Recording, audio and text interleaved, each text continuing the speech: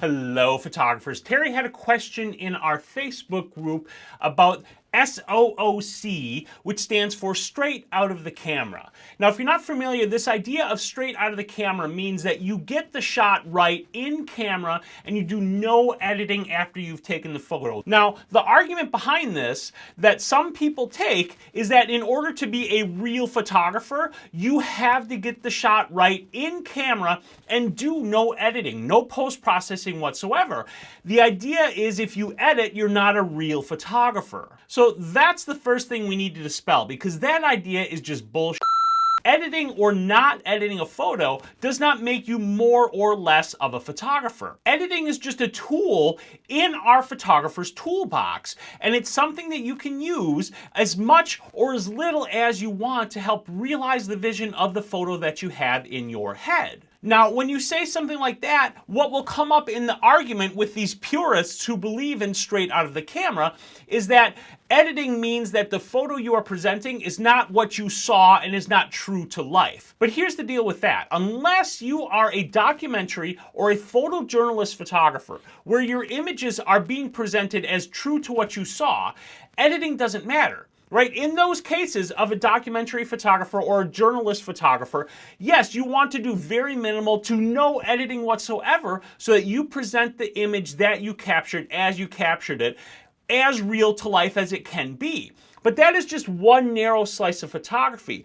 All other photography is open to artistic interpretation, and in that artistic interpretation space, anything and everything goes. It doesn't matter how much or how little you edit. And the other problem with this straight out of the camera argument is that some shots are impossible to do in camera. An example is macro or micro photography, where the subject is completely sharp from front to back. Because when you shoot macro photography, you're dealing with physics and depth of field. And the physics of depth of field make it impossible, physically impossible, for you to take one single shot and have it come out of the camera and have your macro subject be in focus from front to back. You have to take multiple shots at different focus points along the line of the subject and combine them together with editing software to create a shot like that. So this idea that real photographers only shoot straight out of the camera is just garbage. And this is where I think things get confused, because the idea behind straight out of the camera is that you try to get it right in camera. But that somehow gets translated to you only use the camera and no other tools. But really what you should be thinking when you're shooting is to try to get as much right in camera as you are able to get right, and then use your editing tools to finish the job that you started with the camera. And this is how photography actually works.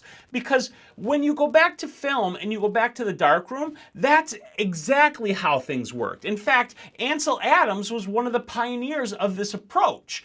The idea that the negative is simply the starting point for the photo, and then you take that negative, which is done right in camera, to prepare for the editing that would be done in the darkroom to realize the vision of the photo that Ansel Adams had in his head. The darkroom tools we have today are digital: Photoshop, Lightroom, and hundreds of other programs that allow you to manipulate your photos in different ways. All of these tools are based on ideas that came out of the physical darkroom, where you were working with film negatives and creating prints and manipulating those prints as you created them. I want to make it absolutely clear that you should try to get as much right in camera as you can, because that will make your editing process easier. But editing is a perfectly acceptable thing to do to your images.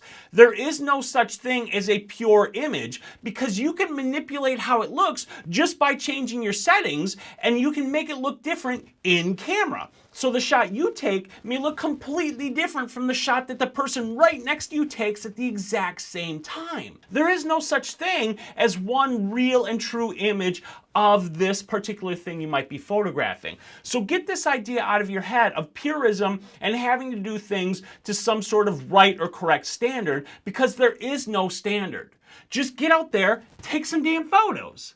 I'll see you guys later. So this idea that you can do things straight out of the camera, the approach, and this is where I think Hey, thanks for sticking around to the end. As a thank you, I want to share something special with you. It's my I am shooting method, which is a process that I developed to help you learn how to choose the right settings so that your photo will look the way you want it to look every single time. Just visit this link right here to learn how to get the perfect photo every time.